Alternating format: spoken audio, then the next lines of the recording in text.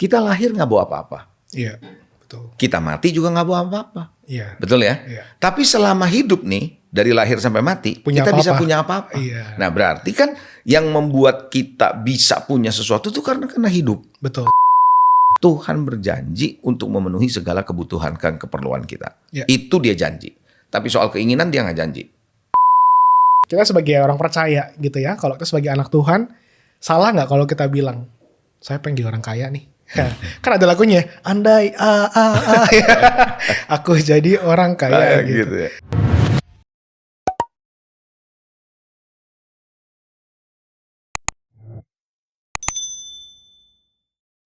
Oke, kembali lagi di Today's Message Podcast dan masih dalam seri yang seru banget di waktu-waktu ini. Kita sedang bicara tentang keuangan ya. Yes. Dan kembali dengan narasumber yang sama di dalam sesi yang sebelumnya, yaitu Pastor Leonardo Syamsuri. Wow, Apa kabar Pastor? Mantap. Mantap, luar Iya. biasa. Ya, jadi Pastor Leo ini adalah senior pastor dari Gereja Kemuliaan Sion Light to the Nations. Dan juga buat Anda yang menyaksikan dan mau dengerin lagi bisa ya Pastor ya. Boleh. Bisa langsung aja Silakan. lihat di channelnya Today's Message. Kita masih bahas tentang keuangan di dalam seri yang sebelumnya. Oke, hari ini kita akan melanjutkan pembahasan kita. Pastor masih bicara soal keuangan dan kali ini kita akan bicara tentang menelusuri akar dari kemiskinan. Luar gitu. biasa. Wow, ini kayak senang nih banyak orang nih dengerinnya. Karena banyak orang yang pengen keluar dari kemiskinan dan banyak orang yang pengen jadi kaya. Iya, iya. Semua juga begitu kan. Iya. Kayaknya nggak ada ya orang kalau buat cita-cita apa jadi orang miskin, nggak ada, Nggak ya. ada, Jadi orang nggak kaya ada. gitu Iya, kan. betul. Oke, nah pertanyaan pertama nih saya pengen ngobrol sama Pastor Leo, yaitu menurut Pastor sendiri sebenarnya apa sih yang kita sebut dengan kemiskinan? Kan banyak orang bilang ya, wah saya mah miskin misalnya gitu, atau mungkin Ada yang belaga miskin malah. atau belaga miskin gitu kan ya. Iya kan? Sebenarnya punya tapi supaya dapat bantuan Iya, belaga bansos miskin, gitu. ya, belaga miskin ya. Belaga miskin. Oke, nah sekarang kita mau nanya sama Pastor Leo, kira-kira menurut Pastor tuh apa sih yang dimaksud dengan kemiskinan itu sendiri? Oke, sebenarnya kemiskinan itu banyak orang menghubungkan dengan kondisi keuangan. Kondisi keuangan. Ya, mereka begitu pada umumnya loh ya. Yang saya maksud ini pada umumnya. Pada umumnya orang bilang, oh saya nggak punya duit. Ukurannya tuh berapa jumlah uang, berapa jumlah aset. Iya. Dia itu kaya atau miskin. Iya. Jadi itu atas dasar itulah mereka mengejar itu untuk keluar dari kemiskinan. Iya. Ya. Nah karena konsepnya begitu ya dia jadi berbuat begitu. Tapi kalau menurut saya kemiskinan bukan melulu soal itu. Iya. Tetapi adalah mental. Mental ya. Mentalitas. Contoh, kalau kita punya duit 1 juta, berapapun kita habisin 1 juta segera, itu mental menurut saya. Iya. Mental apa? Mental kemiskinan. Karena kita nggak pernah belajar untuk bisa menabung. Karena berapapun yang ada kita habisin. Jadi kita kayak nggak betah gitu kalau ada duit di dompet gitu loh. Ngerti nggak? Gatel tangan tuh. Keluarin ini, keluarin itu gitu. Selama kita punya. Makanya jangan heran ada orang yang begitu dapat gajian berapa hari kemudian bablas. Habis. Iya. Itu kenapa? Karena faktornya adalah mentalitas. Iya. Nah karena mentalitas itulah yang membuat dia jadi miskin. Nah, jadi sebenarnya yang kedua juga menurut saya kemiskinan itu adalah dia punya rasa takut berlebihan.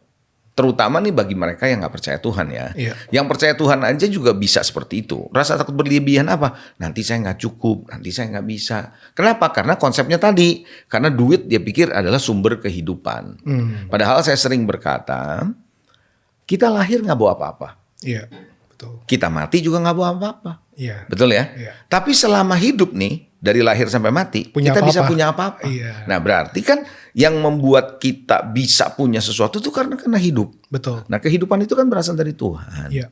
Nah orang suka melupakan Tuhan, orang kejar ini yang dia perlu miliki. Sebenarnya kalau dia bersama dengan Tuhan, Tuhan memberikan bakat, Tuhan memberikan dia kemampuan, kecerdasan, kemampuan membangun hubungan, kerja dan sebagainya. Dia kan bisa dapat. Iya. Nah gitu. Jadi masalah rasa takut yang berlebihan nanti di depan gimana kan semua orang makanya kenapa suka dengan fortune teller. Mau tahu ke depan gimana gitu hidupnya ya. Iya. Nah faktornya itu oleh karena apa? Karena mereka sangat takut. Iya. Begitu. Nah, Pastor kalau tadi bilang soal bahwa kemiskinan itu bukan nominal atau jumlah uang atau aset yang kita punya. Berarti jika ada orang yang berkata begini, saya cuma punya rumah ukuran sekian, taruhlah ukuran misalnya 36 gitu ya, atau ukuran yang pokoknya minim gitu, atau apartemen yang kecil gitu. Tapi dia sebenarnya bisa mengatur keuangan dan juga dia bisa istilahnya nggak punya ketakutan seperti yang Pastor Leo bilang gitu.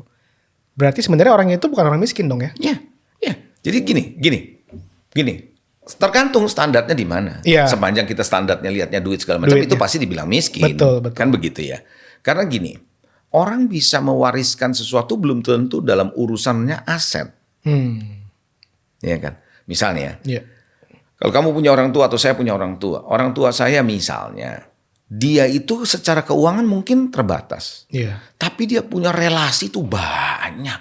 Nah, karena dia banyak temen-temennya dia menolong dia. Banyak temen-temennya yang dia tahu baik-baik semua. Apa itu? Itu aset.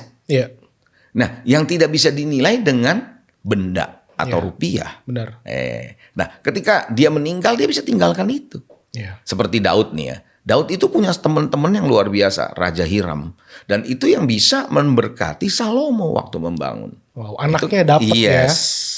Itu kan warisan yang bukan cuma sekedar benda. Gitu. Betul. Ya kan? Oke, sebelum kita lanjutin mungkin buat yang lagi menyaksikan kalau misalnya mau bertanya gitu ya, bisa aja langsung aja chat di kolom live chat kita ataupun mungkin melalui kolom komen nanti di sana. Akan bisa dibantu untuk menjawab jika misalnya emang bisa kita jawab. Oke. Nah yang selanjutnya Pastor, kalau demikian kita sebagai orang percaya gitu ya, kalau kita sebagai anak Tuhan, salah nggak kalau kita bilang saya pengen jadi orang kaya nih? Kan ada lagunya, andai aku jadi orang kaya gitu. Ya. Karena anak-anak zaman sekarang itu kalau ditanya kamu apa cita-citanya? Ya jadi orang sukses. Sukses itu apa? Ya ukurannya adalah duit, uang yang banyak gitu kan. Bisa jadi ini, dan contoh kayak zaman sekarang anak milenial mau jadi YouTuber bukan mengejar karyanya, mostly karena mau dapat duit gitu ya. Jadi bagaimana menurut Pastor? Gini, kembali lagi, kaya menurut ukuran apa? Ya kan? Kalau di Alkitab itu sebenarnya kaya itu konteksnya lebih banyak kepada makmur. Ada orang kaya hidupnya susah. Ada orang kaya hidupnya berantakan. Ya kan? Itu bukan kaya menurut saya. Tapi yang Tuhan mau adalah kehidupan yang makmur. Nah, artinya begini, dia bisa punya kedamaian. Kan banyak orang kaya nggak damai hidupnya. Dia punya kedamaian, dia punya ketenangan, dia punya sukacita. Kan gitu kan? Betul. Makanya kan Tuhan bilang bahwa Tuhanlah yang memberi kekayaan. Ya kan? Susah payah tidak akan menambahi kekayaan. Kan begitu kan? Tuhan yang memberkati. Nah artinya apa? Tuhan memberkati kalau dalam terjemahan bahasa Inggris yang lain, bahwa Tuhan yang memberkati dan itu bukan susah payah tanpa ada lagi kesusahan. Jadi kita tinggal nikmati aja, ada sukacita begitu. Jadi boleh nggak orang kayak dalam konteks diberkati sehingga dia hidup berkecukupan, tidak pernah meminta-minta, berkekurangan enggak, ya toh? Bisa juga ada kelebihan, bisa kalau dia bisa kelola, why not, ya toh? Tapi juga dia kaya dalam hal apa? Kaya dalam hal memberi. Buat saya, buat kita, buat saya melihat bahwa kalau kita kaya nggak bisa memberi, tetap miskin menurut saya. Iya betul. Iya kan?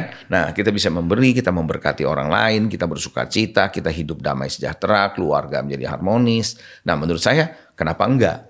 Karena Tuhan sendiri berkata di dalam Ayub 36 ayat 11. Ayub 36 ayat 11 berkata bahwa jikalau mereka mendengar dan takluk kepada Tuhan, maka mereka akan hidup mujur sampai akhir hari-hari mereka.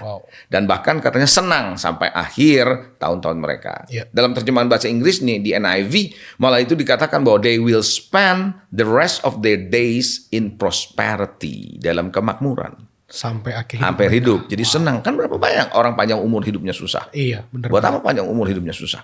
Tapi kalau dia panjang umur, dia bisa lihat anaknya bertumbuh dengan baik dalam Tuhan, mengasihi cucunya segala macam, itu kan sukacita yang luar biasa. Nah itu menurut saya kemakmuran yang luar biasa. Oke, menurut Pastor bisa nggak ada orang yang secara nominal ataupun secara aset terlihatnya kaya tapi sebenarnya miskin? Bisa nggak Pastor orang kayak gitu? Bisa, sangat mungkin. Artinya gini, dia tuh tidak pernah punya mental untuk bisa menikmati. Kan ada firman Tuhan bilang bahwa kita bisa punya kekayaan tapi nggak ada kuasa menikmati. Bener. Iya kan? Nah, banyak loh orang yang punya kekayaan takut. Jadi dia, karena ada istilah saya takut miskin. Iya. Gitu loh. Jadi dia punya, padahal dia punya kecukupan, tapi dia takut miskin. Dia kumpulin lagi. Jadi dia nggak bisa nikmati hidup. Iya. Sampai pada akhirnya sakit, penyakit datang, dia kolaps, meninggal, dia nggak nikmati apa-apa. Betul. Gitu. Nah itu menurut saya sih bukan kaya ya. Kalau orang yang kaya adalah orang yang bisa memberkati, ya kan, jadi sumber bisa memberkati orang lain dan menyenangkan kehidupan orang lain. Iya. Maka seringkali banyak orang yang karena mengejar kekayaan kan sampai waktunya aja bener-bener waktu tidur cuma 2 jam sehari gitu kan ya, karena bener-bener takut yang kayak tadi Pastor bilang ya.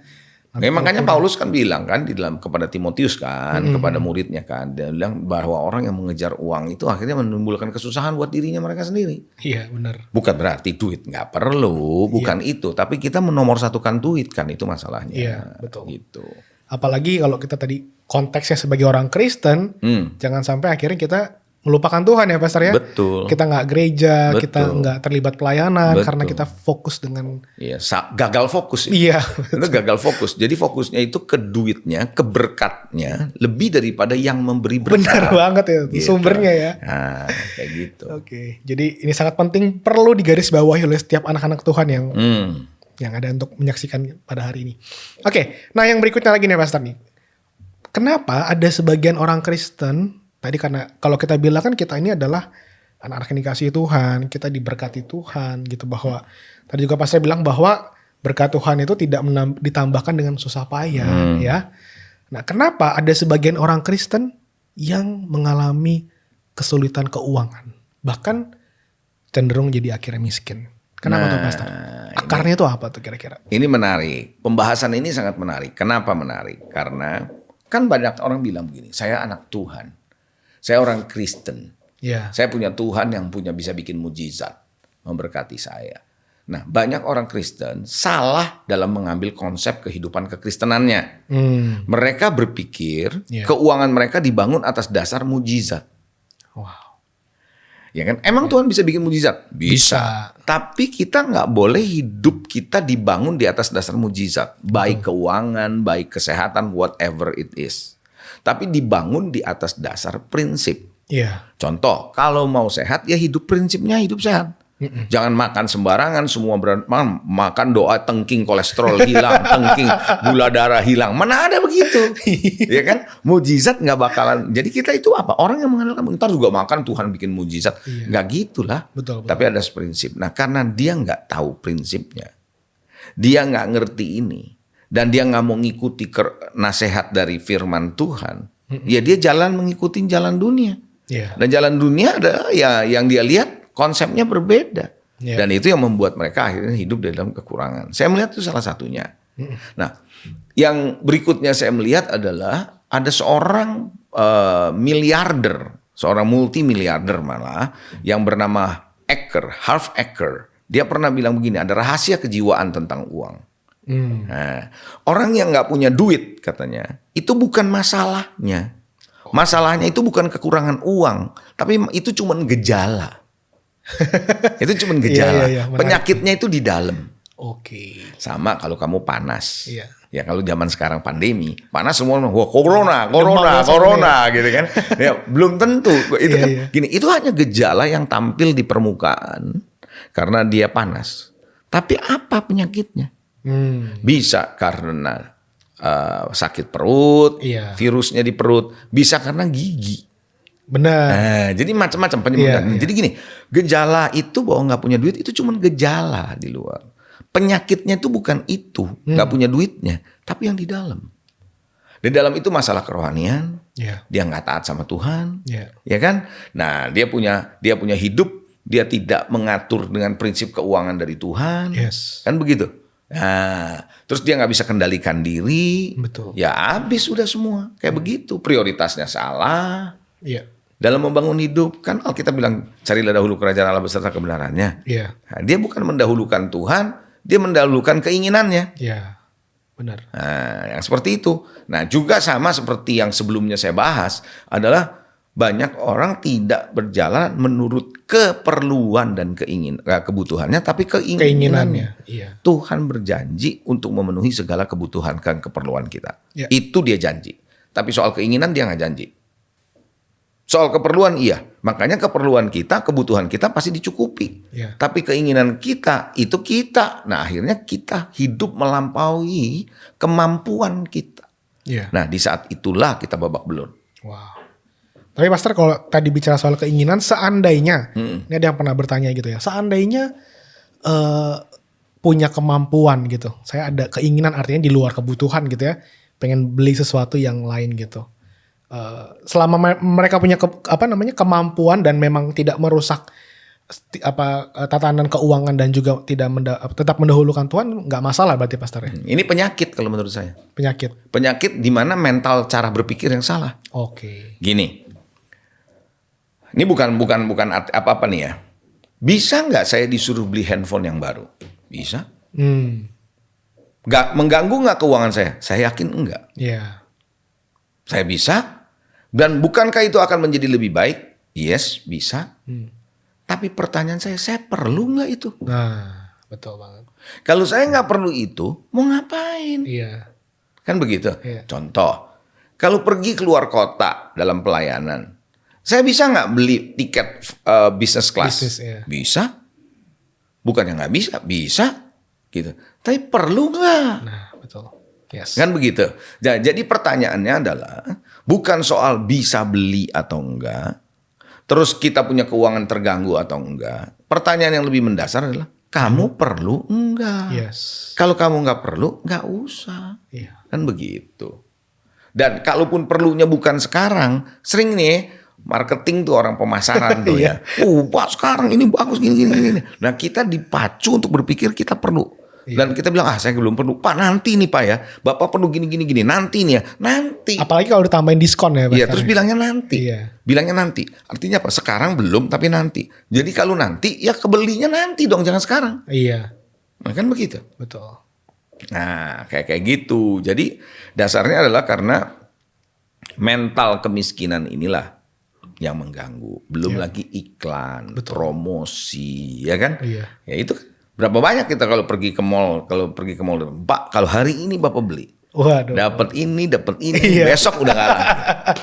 Itu langsung gejolak untuk membelinya langsung. Itu kalau dalam bahasa marketing itu namanya impulse buying. Yes, impulse buying. Jadi pembeli berdasarkan emosi. Iya. Nah, impulse buying dan itu banyak orang terjebak di situ. Oke. Jadi standarnya bukan cuma sekedar punya dan juga terganggu atau tidak, tapi kita butuh atau enggak. Iya. Karena dalam hal ini berarti saya lebih dalam lagi karena kita mengelola ya, Pastor ya. Apa yang Tuhan percayakan. Betul. Jadi Steward. Stewardship. Iya, ke penata layanan sebagai pengurus. Jadi perlu wisdom, perlu hikmat juga dalam mengatur apa yang Tuhan percayakan. Yes. Wow. Contoh nih ya, yang paling gampang nih saya tambahin nih ya. Kita pergi ke sebuah toko. Coba deh lihat. Kenapa orang berlomba-lomba bangun toko yang nyaman? Kalau toko itu nyaman, enak, dia mau beli. Iya. Kenapa restoran fast food kursinya nggak enak semua? Supaya cepat pergi. Kalau lu lama-lama kan gitu. Iya. Nah hal yang seperti itu tanpa disadari permainan psikologi ada di situ. Iya. Nah itu yang menjebak kita masuk di dalam kemiskinan nanti. Kalau di rumah WFH kan betul-betul work from home nih. Iya. Nah tahu nggak kadang-kadang work from home itu saya lihat. Ketika kita udah kebanyakan kerja, mau kemana-mana kan udah nggak namanya di rumah. Untuk bisa relaxing, bukalah online punya belanjaan. Benar. Lihat jadi belanja kan gitu. Sama aja. Iya. Sekarang aja kita Instagram aja kan nggak kita cari nongol juga gitu kan. Nah makanya kenapa perlu sekali kita ngerti. Jangan sampai kita terjebak di dalam kemiskinan. Padahal Tuhan kita adalah Tuhan yang memberkati loh. Yes, amin. Nggak pernah kita hidup dalam ketidakcukupan. Maka Daud berkata sejak aku muda sampai putih rambutku. Tidak pernah aku melihat anak cucuku minta-minta roti. Iya. Berkecukupan semua. Kalau kita hidup tidak berkecukupan sampai berkekurangan, istilahnya ada sesuatu yang perlu kita tinjau. Betul. Ada salahnya di mana? Iya. Gitu. Oke, berarti dari poin ini saya mau menggarisbawahi bahwa kita harus hidupi prinsipnya. Yap. Ya, jangan cuma sekedar tadi pas saya bilang minta mujizat, tapi kita sendiri berbuat hal yang tidak sesuai dengan prinsip Tuhan. Yes. Gitu. Bagaimana kita bisa sehat? Makannya nggak sehat, ya kan nggak mungkin. Iya benar. Gitu. Oke, jadi Dengan demikian kita harus menyadari apa yang menjadi masalah-masalah yang kita lakukan selama ini. Jadi Pastor kalau boleh disimpulkan, jadi sebenarnya apa sih akar dari sebuah kemiskinan? Kata akar ini penting. Kenapa? Karena pohon itu ditentukan oleh akarnya. Iya. Kalau akarnya nggak kuat, nggak bagus, ya pohon itu juga jadi nggak bagus kan, gitu kan. Nah, akar kemiskinan itu ada banyak sebab sebenarnya. Salah satunya adalah ketidakmengertian. Gini, kayak tadi saya bilang, ketidakmengertian dalam hal apa? Saya kan berohani. Karena saya berohani, saya hidup di gereja, saya melayani Tuhan, maka Tuhan pasti cukupi segala kebutuhan saya. Iya. Tar dulunya gini. Di Alkitab ada contoh tuh di dalam 2 Raja-Raja pasal 4 kalau kita bisa lihat. Iya. Ada nabi yang merupakan muridnya Elisa, ya, di sekolah nabinya Elisa, dan ini jelas dikatakan takut akan Tuhan dalam 2 Raja-Raja 4 ayat 1 ayatnya. Suaminya ini takut akan Tuhan. Nah, kalau takut akan Tuhan berohani nggak? Yes. Berohani. Ya. Terus dia profetik lagi. Wow. Oh, dengar suara Tuhan. Dahsyat dong. Iya. Gitu? Berarti mestinya oke dong. Iya. Tapi ketika dia mati, ternyata baru ketahuan dia ninggalin utang. Nah, ninggalin utang nggak dijelasin teknisnya kenapa dia sampai ninggalin utang. Iya. Tadi kita bisa menarik berbagai macam kesimpulan dari situ. Salah satunya mungkin gaya hidupnya, ya, yang nggak terkendali. Iya. Gitu, sehingga lebih besar pasak daripada tiang. Pengeluaran lebih gede daripada penghasilan. Nah, ya, sampai kapanpun nggak akan pernah cukup. Iya. Yang kedua, atau mungkin istrinya malah. Kan bisa juga kan. Iya. Kan saya pernah adakan seminar. Siapa yang bisa memberikan rasa cukup? Nah, kan kita katanya gitu kan. Tapi ada juga orang pria-pria bilang, enggak Pak, bukan kita. Siapa? Istri. Katanya gitu.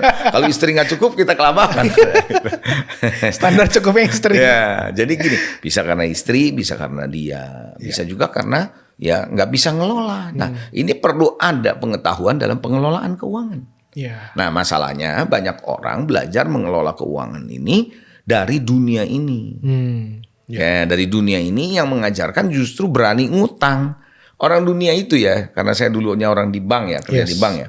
Mereka bilang gini, utang sama bank tuh jangan terlalu kecil, mau gede sekalian. Minjem jangan nanggung-nanggung. Jangan nanggung-nanggung. Jadi yang pusing bukan kita sendirian, termasuk sama orang banknya katanya sekalian, gitu loh. Nah, jadi ya sampai ada orang bilang, waduh saya utang 2 miliar susah bayar nih. Dia sama temennya bilang, gue utang 40 miliar aja tenang-tenang lu lagi katanya gitu. Makanya lu kekecilan ngutangnya katanya gitu. Nah, jadi dalam hal ini apa? Jadi kita mesti ngerti, kita mesti tahu ya bahwa kerohanian adalah kerohanian. Yes. Tapi pengetahuan, pemahaman justru ada. Yeah. Makanya gereja, orang Kristen perlu belajar nasihat keuangan dari hamba-hamba Tuhan yang mengerti keuangan. Yeah. Itu yang pertama kalau saya melihat akar dari kemiskinan. Yang kedua malas. Loh, malas. Gak mau kerja gitu ya? Iya, bukan hanya gak mau kerja, iya dia malas-malasan. Alkitab bilang di dalam Pengkhotbah 10 ayat 8 apa? Oleh karena kemalasan katanya, dia bilang runtuhlah atap. Yeah. Oleh karena kemalasan, kelambanan tangan katanya bocor rumah. Males. Males ya. Nah, males kita menunda-nunda tanggung jawab kita, nunda-nunda kerjaan kita. Kalau kita bisa kerjakan sekarang, ya sekarang dong, jangan tunggu besok. Iya. Orang yang kan kadang-kadang kita begitu mikirnya. Kalau bisa besok, kenapa sekarang? Padahal kan harusnya kalau bisa sekarang, kenapa mesti besok? Tapi kalau deadline-nya sebulan lagi gitu ya, ntar lagi dong masih lama. Yes. Amsal juga bilang kan bahwa orang yang banyak tidurnya, tidur sekali lagi lipat tangan, kemiskinan datang. Iya. Nah, kenapa bisa miskin? Karena kebanyakan tidur, bukannya kerja. Gitu. Hanya punya impian, males-malesan, ya toh. Iya. Dia tidak disiplin. Makanya kenapa zaman dulu kalau saya dengan orang tua saya dibangunin pagi-pagi, harus bangun pagi. Iya. Harus bangun pagi. Dia bilang, bahkan kalau orang zaman dulu bilang jangan sampai kamu punya rezeki dimakan ayam. Patok ayam, iya. Ada benernya, tujuannya sebenarnya cuma cara penjelasannya aja kan. Cuman maksud saya itu penting. Betul. Karena makin siang kita bangun terus-terusan, bangunnya siang, itu tanpa sadar gitu loh. Ya kan? Yang ketiga menurut saya adalah karena kesombongan loh. Maksudnya apa tuh Pastor? Gini, ketika orang mengalami kesulitan keuangan, karena dulunya pernah sukses. Iya. Dulunya pernah kaya. Terus ngalamin kesusahan. Iya. Nggak mau kerja yang biasa-biasa. Mau tetap kerja yang kayak dulu. Iya. Sementara keadaan belum memungkinkan buat Betul. dia. Sementara sebenarnya kebutuhan bulanan jalan terus. Tapi nggak mau kerja. Iya. Gimana tuh? Gengsi gitu ya, Gengsi. kerja yang Ya. ini. Saya punya sahabat loh, seorang sarjana. Kehidupannya babak belur karena ditipu orang. Tapi suatu ketika dia mengerjakan pekerjaan yang nggak pantas buat seorang sarjana. Wow. Membersihkan rumah, nggak mungkin tuh. Kalau Tapi- sekarang bilangnya kayak pembantu. gitu ya, Pastor. Iya. Atau mungkin sebagai cleaning service. Cleaning service, ya. Tapi sekarang dia lakukan, dia bilang begini, saya nggak malu kerja ini. Saya lebih malu kalau ngutang. Belum lagi ngutang terus kagak bayar lagi. Iya. Saya lebih malu ngutang daripada saya kerja gini. Saya kerjain. Nah, ketika dia kerjakan sungguh-sungguh, dia lakukan, diberkati itu. Wow. Nah, itu salah satunya kesombongan. Saya juga punya pengalaman ketika saya masih kecil. Saya tahu ada teman saya, orang tuanya bangkrut karena judi, ayahnya. Iya. Tapi sebagai pengusaha nggak malu dia kerja lagi. Iya, betul. Masih banyak sih, tapi salah satu lagi saya kasih kalah. Yang keempat adalah pemborosan. Pemborosan. Boros. Nah, Pastor, tadi kalau dari yang sebelumnya, yang pertama kan tadi Pastor sempat mention atau menyebutkan tentang seorang nabi yang Berhutang. meninggalkan hutang. Nah, ini kan bilang nabi ini profetik gitu ya. Pertanyaan saya adalah, sebagai orang-orang yang kita anggap bisa mendengar suara Tuhan, apakah Tuhan gak bicara sama kita? Atau sama nabi tersebut lah kita bilang. Sampai dia kok gak bisa ngatur keuangannya gitu loh, Pastor. Bagaimana tuh? Ini menarik pertanyaannya, bagus, good question. Karena gini, misal, gitu. Ini kan masalah pengelolaan keuangan adalah masalah keterampilan, pengetahuan, Ya. pengertian, ya, yang harus dibangun, dipelajari. Iya. Dia mendengar, tapi kalau dia nggak bisa belajar dari orang yang mengajarkan, dia nggak tahu. Iya, betul. Contoh nih ya, kalau kita mendengar bahwa Tuhan mau kita mengembangkan usaha kita. Contohnya seseorang punya usahanya apa? Usaha restoran. Iya. Dia dengar nih Tuhan mau dia bikin punya usaha yang lebih besar. Iya. Tapi dia nggak pernah punya pengetahuan manajemen. Hmm. Dia nggak tahu bagaimana merekrut orang. Iya, Dia nggak tahu bagaimana tata keuangan perusahaan yang ada. Iya. Ya mana bisa berkembang. betul. Malah yang ada begitu dia buka kedua, ketiga malah bangkrut. Betul. Kenapa itu? Karena dia nggak punya seperti itu. Jadi kita harus bedakan nih. Iya. Kerohanian adalah satu hal. Iya. Tapi kemampuan, keterampilan pengelolaan keuangan butuh ada orang yang memberi masukan. Butuh dilatih ya. Ya, dia nggak semudah itu mengatakan saya dengar Tuhan ngomong begini, Iya. nggak begitu. Oke. Gitu loh. Ya, jadi kita juga perlu melatih keterampilan kita, melatih diri kita, bahkan melatih untuk bagaimana kita mengatur keuangan itu bukan simsalabim langsung gitu ya, Pastor ya. Setuju. Oke. Nah, Pastor, ini kita kepada bagian yang terakhir nih, Pastor. Jadi bagaimana nih menurut Pastor supaya kita bisa membangun kemakmuran dalam hidup ini yang dari Tuhan? Apa tips Pastor buat kita semua? Ada beberapa ya. Kalau ada waktu nih ya, saya mau membahas gini. Kita mesti ngerti hukum uang. Ya. Yang pertama yang kita mesti ngerti adalah hukum uang. Apa itu hukum uang? Hukum uang tuh gini, hasilkan. Uang tuh mesti dihasilin dulu dong. Bagaimana kita kelola kalau kita nggak pernah hasilkan? Iya, kalau nggak punya ya. Hasilkan. Hasilkan itu macam-macam kan. Bisa kerja, bisa bisnis, bisa Iya. investasi. Hasilkan. Yang penting kita hasilkan. Itu nomor satu. Betul. Setelah kita hasilkan, kita harus bisa nabung. Ya. Nah, kalau kita nggak bisa nabung, habis semua ya percuma. Nggak ada yang kita bisa lakukan sesuatu. Jadi penting ya menabung ini ya, Nabung Pastor. penting. Nabung, nah tentu baru kita belanjakan keperluan-keperluan kita. Iya. Ya kan? Hasilkan, kita tabung, kita belanjakan yang kita perlu. Begitu ya. Lalu setelah itu, kalau tabungan ini kita jaga terus, kita bisa invest. Wow. Melakukan investasi. Betul. Iya kan? Nah, cuman kan investasi mesti jaga-jaga. Jangan sampai kita investasi karena serakah. Iya. Atau kepengen cepet kaya. Ya itu lain lagi lah nanti sessionnya. Tapi yang pasti adalah invest. Iya. Nah, dari invest ini kan nanti ada hasil. Dari hasil kita mulai berbagi sama orang dari hasilnya. Kira-kira gitu. Oke. Nah, saya percaya kalau kita nggak melakukan apa yang tadi saya sebutkan, hasilkan, tabung, keluar belanjakan, terus kita invest, kita berbagi, kita akan kehilangan uang kita. Habis, karena kita nggak kelola dengan baik. Saya percaya apapun yang nggak dikelola akan hilang. Yang kedua, yang kalau kita membangun kemakmuran kita mesti ngerti prinsip menabung. Ya. Menabung itu powerful sebenarnya. Tapi ada yang bilang Pastor kalau kita menabung apa kita nggak percaya Tuhan? Nah, itu sangat menarik memang karena kenyataannya bahwa kita punya mobil kita pakai alarm. Kenapa pakai alarm? Nggak percaya Tuhan? Iya. Kan enggak. Iya. Sebenarnya gini, prinsip menabung itu adalah mengajarkan kita membelanjakan uang kita, mengeluarkan uang kita di bawah penghasilan. Iya. Sepanjang pengeluaran kita terus naik sama dengan penghasilan Iya. atau lebih, kita nggak bakal pernah punya tabungan. Iya. Tabungan itu powerful, Yes. sangat powerful. Hitung aja, kalau kita nabung 5.000 sehari, coba kamu hitung, Iya. berapa sebulan, berapa setahun, berapa 5 tahun, dahsyat itu. Iya. Wow. Itu yang kedua. Yang ketiga, prinsip yang perlu kita ketahui adalah prinsip dalam belanja. Belanja itu mesti punya prinsip pengeluaran. Yes. Iya, benar. Kita mesti prinsip. Artinya gini, kalau nggak perlu jangan. Jangan. Itu Kendalikan. namanya delay gratification. Iya. Itu artinya menahan keinginan kita. Oke. Gitu. Jadi itu adalah hal-hal penting yang kita harus pahami ya. Iya, selain prinsip kerohanian. Betul, selain Mungkin prinsip kerohanian juga penting nih menurut saya. Contoh nih ya, bagaimana kita bisa hidup makmur bersama Tuhan? Kalau prinsip kerohanian kita abaikan. Satu, kita nggak pernah membangun hubungan dengan Tuhan. Yes. Kita nggak pernah belajar merenungkan firman Tuhan. Iya. Dan kita nggak pernah mau melakukan hukum Tuhan yang berkaitan dengan keuangan. Wow. Seperti persepuluhan. Yes. Nggak pernah kita mau kembalikan persepuluhan atau kita tahan. Justru itulah bahayanya. Iya. Kenapa? Karena itu bicara soal kita ini, Alkitab mengajarkan itu mengeluarkan kita justru dari kutukan. Karena bumi udah terkutuk. Iya. Dunia terkutuk. Artinya Tuhan bilang terkutuklah bumi waktu manusia jatuh dalam dosa, kan begitu. Yes. Nah, untuk bisa keluar dari sistem yang terkutuk ini, Tuhan bangun sebuah hukum yang namanya persepuluhan. Yeah. Ketika kita kembalikan ke persepuluhan, Tuhan sedang membawa kita keluar Yes. dari yang namanya zona kutukan ini, masuk ke dalam zona berkat Bapa. Wow. Nah, ini banyak orang menganggap sepele. Ya.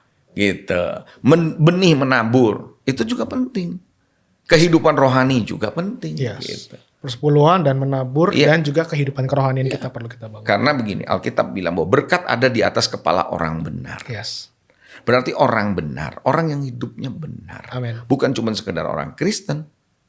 Sesuai dengan prinsip Tuhan hidupnya. Hukum, karena Hukum hidup Tuhan. ini berdasarkan hukum. Ya.